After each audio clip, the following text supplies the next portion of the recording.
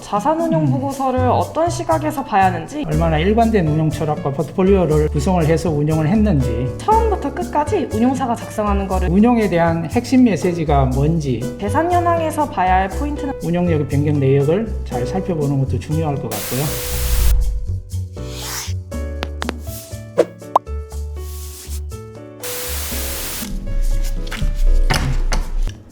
안녕하세요. 성장하고 있는 펀드 새내기 바이올렛입니다.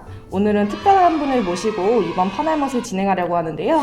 에셋플러스에 오래 근무하시고 리스크 관리 업무부터 최근까지 펀드 매니저를 역임하셨던 준법감 시인을 모셨습니다. 소개 한번 부탁드릴게요. 안녕하세요, 케네스입니다. 지금 준법 감시인으로 있고요. 케네스는 최근까지 운용을 하셔서 운용 전반에 걸쳐 자세히 알고 계실 텐데요. 이번 시간 유익한 정보 많이 부탁드릴게요. 그럼에도 첫 출연을 하시면서 꼭 하셔야 될 게 있으세요. 뭐지? 구독, 좋아요, 알림 설정. 바이올렛. 이번 시간 주제가 자산운용 보고서 편이라고 했죠? 맞습니다. 사실 자산운용 보고서 편이기 때문에 운용을 오랫동안 해오신 케네스의 눈썰미가 필요하신 부분이에요.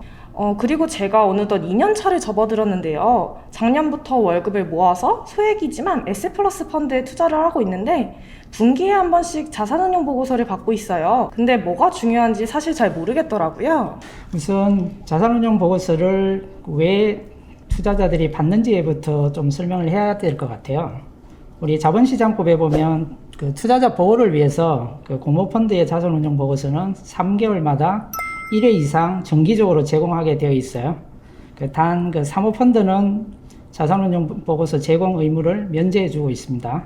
이런 자산운용 보고서는 펀드 운용 내역을 투자자에게 알려준다는 취지로 마련된 제도인데, 아무래도 운용사에서 직접 운용 보고서를 작성하다 보니 전문 용어가 섞여 있어서 처음 받아보시는 분들은 조금 이해하기가 어려우실 수도 있습니다. 맞아요. 전문 용어가 많아서 아직 잘 모르는 부분들이 있더라고요. 항상 공부 중이기는 한데 조금은 어려웠던 것 같아요. 근데 케네스가 말씀하신 것처럼 저는 자산운용 보고서를 운용사가 작성한다는 건 이렇게 운용사에 입사를 해서 알게 됐어요. 보통 은행이나 증권사에서 펀드를 판매하다 보니까 은행이나 증권사에서 운용을 하고 운용 보고서를 만드는 거라고 생각했었는데, 지난 파날못 2편을 통해서 운용사와 은행, 증권사의 역할에 대해 알게 되다 보니까 이번 편을 찍으면서 자산운용 보고서를 처음부터 끝까지 운용사가 작성하는 거를 더욱더 알게 되었습니다. 맞아요. 우리 바이올렛이 점점 펀드에 대한 이해도가 높아지고 있네요. 정리하면 그 자산운용 보고서는 자산운용사가 운용 보고서를 만들고 그 펀드 재산을 보관하고 있는 그 신탁업자가 확인을 받아서 판매회사가 투자자한테 교부하게 되어 있습니다. 그리고 이 자산운용 보고서는 판매회사의 홈페이지, 그 운용사의 홈페이지 또는 금융투자협회 전자공시 서비스에 들어가시면 언제든지 확인할 수 있습니다. 근데 제가 사실 다른 회사 펀드도 하나 가입 중인 게 있어서 자산운용 보고서를 받아봤는데 전체적으로 비슷하지만 다른 부분들이 있더라고요. 왜 그런 걸까요? 펀드마다 그 자산운용 보고서가 약간씩 차이가 있을 수는 있지만 구성은 대부분 비슷해요. 그 구성을 한번 보면 구조에서는 뭐 펀드 개요, 그리고 운용 성과나 그 운용 수익률에 대한 부분, 투자 운용 인력에 대한 부분, 투자 환경과 그 운용 계획에 대한 부분, 그 업종별 국가별 투자 내역, 결산 시 분배금 내역, 상위 10개 종목에 대한 그 보유 내역, 그리고 해외 펀드인 경우에는 중요한 그 환입지 관련된 거래 사항들이 나와 있다고 보시면 될 것 같고요. 이런 것들은 이제 관련 규정에 의해서 반드시 포함되어야 하는 항목들이 정해져 있다고 보시면 될 것 같아요. 이렇게 자산운용 보고서는 펀드에 대한 기본 정보나 운용 비용, 그리고 각종 지표, 그리고 펀드의 운용 경과나 그 운용 계획 등을 담고 있다고 보시면 됩니다. 제가 운용 보고서를 받아봤을 때도 그런 항목들이 있던 것 같아요. 저런 항목들이 타사나 에셋플러스에서도 거의 비슷하게 작성되어 있는데요. 관련 규정으로 정해놓은 거였네요. 하나씩 알고 나니까 눈에 더 잘 들어오는 것 같아요. 최근에 그 옵티머스나 라임 사태에서 봐서도 알 수 있듯이, 지난번에 그 바이올렛이 촬영하면서 그 이야기 했죠. 그 펀드는 설명할 수 있어야 되고, 그리고 관리 가능해야 된다. 그것과 똑같은 맥락이에요. 그 운용사가 어떤 운용 원칙을 가지고 운용을 하는지 살펴보고, 펀드의 투자 현황을 판단하는 투자자와 운용사 간에 서로 소통하는 수단이기 때문에 자산운용 보고서를 잘 살피는 것도 중요합니다. 설명할 수 있는 펀드인지를 알아보기 위해서 투자자가 알아야 할 자산운용 보고서의 세부적인 내용에 대해서 지금부터 설명 부탁드립니다. 그러면 이제 자산운용 보고서를 그 항목별로 보면서 좀 자세히 한번 알아볼까요? 먼저 그 에셋플러스가 운영 중인 그 공모펀드는 운용 펀드인 그 모펀드와 고객이 가입 펀드인 그 자펀드 구조로 되어 있습니다. 이걸 모자형 펀드 구조라고 지난번 퍼날못에서 설명을 했고요. 투자자에게 제공되는 자산운용 보고서는 이 자펀드, 고객이 가입 가능한 자펀드 기준으로 작성을 하고 모펀드의 운용 내역을 포함한 것으로 이해하시면 됩니다. 지난 퍼날못 9편에서는 종류형 펀드에 대해서 알아봤는데요. 투자자는 클래스를 가입하고 가입한 클래스는 자펀드에 자금을 모아서 모펀드인 운용펀드에 투자하고 또 모펀드를 운용하는 구조이더라고요.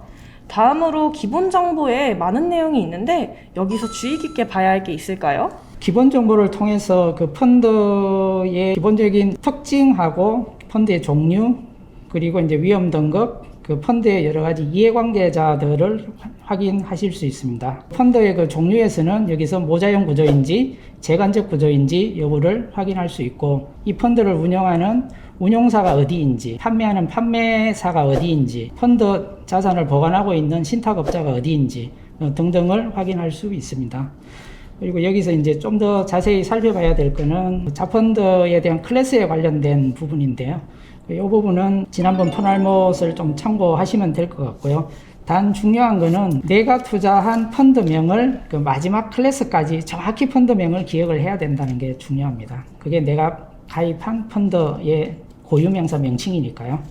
두 번째로는 그 위험 등급이라고 표현되어 있는 부분이 있는데 위험 등급은 그 수익률의 그 변동성이 얼마나 큰지를 기준으로 수익률의 예측 가능한 속성을 나타낸다고 보시면 될 것 같아요. 그래서 위험 등급이 낮을수록 변동성이 큰 펀드라고 보시면 될 것 같고 위험 등급이 높을수록 변동성이 낮은 펀드라고 보시면 될 것 같아요. 예를 들면은 주식형 펀드 같은 경우는 한 2등급, 3등급 정도 될 것 같고 그리고 채권 혼합형인 경우는 한 4등급, 5등급 그리고 이제 채권형 펀드인 경우는 한 6등급 정도로 보시면 될 것 같고요. 또는 이제 파생 상품이 들어가거나 혹은 이렇게 집중 투자하는 펀드인 경우에는 1등급으로 상대적으로 이 수익률의 변동성이 좀 높다라고 이해하시면 될 것 같습니다. 그 다음 항목인 재산 현황에서 봐야 할 포인트는 뭘까요?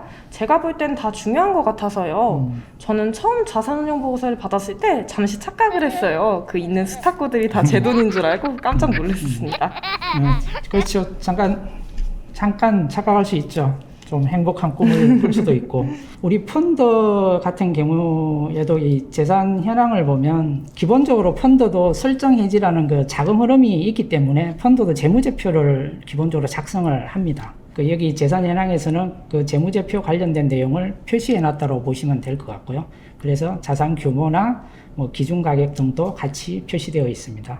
그래서 이 표에 나와 있는 그 순자산 총액이 하고 기준 가격이 중요한데 순자산 총액이 증가하면 뭐 투자자산 가치가 증가했다든지 또는 이제 자금 유입 규모가 설정 금액이 늘어났다든지 측면에서 해석할 수 있고요. 반대로 순자산 총액이 감소하면 이제 가치가 하락했거나 또는 환매 금액이 좀 많았다라고 생각할 수 있을 것 같아요. 하지만 이 규모를 놓고 뭐 좋은 펀드인지 아닌지 판단하는데 직접적인 요인은 아니라고 생각이 되고요. 그 투자자에게 있어서는 그 펀드의 보유 자수당 가격인 그 기준 가격이 훨씬 중요합니다.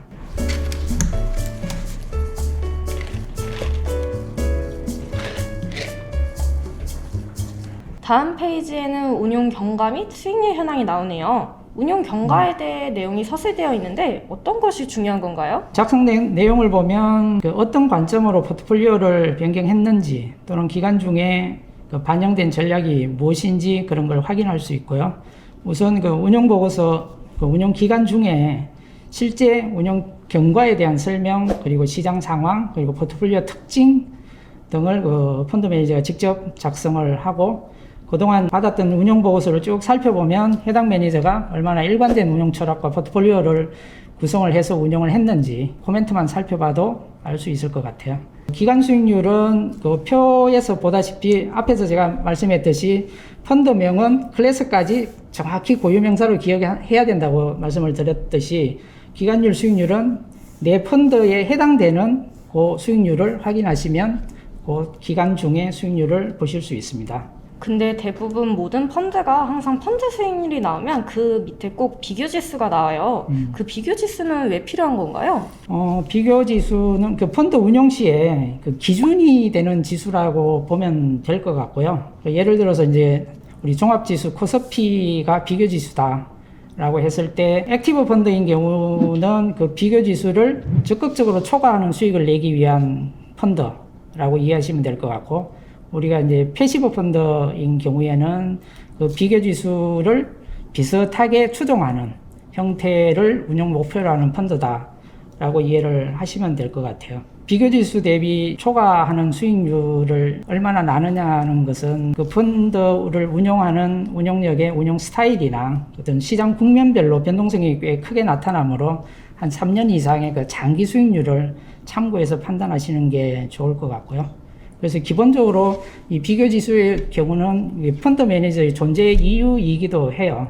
왜냐하면 시장에 투자하는 것보다 장기적으로 더 나은 수익률을 만들기 위해서 펀드가 열심히 노력한 결과가 비교 지수보다 더 나은 수익률이라고 생각을 하시면 될 것 같아요. 그러면 에셋플러스는 액티브 펀드라서 평균 이상으로 수익을 내기 위해 1등 기업을 담으니까 비교 지수보다 높은 수익률을 기대할 수 있는 논리네요. 비교지수 그거 뭐 별거 아니네요. 비교지수 수익률이면 지수에 직접 투자하는 것과 다를 것이 없겠네요. 퀴네스와 이번 편을 다 찍고 나면 정말 펀자랄로 성장할 것 같아요. 푸날로 몇 번 촬영하더니 그냥 바로바로 그냥 이해하니까 대단하네요. 그냥 우리 펀드 똑똑이가 다 됐어요.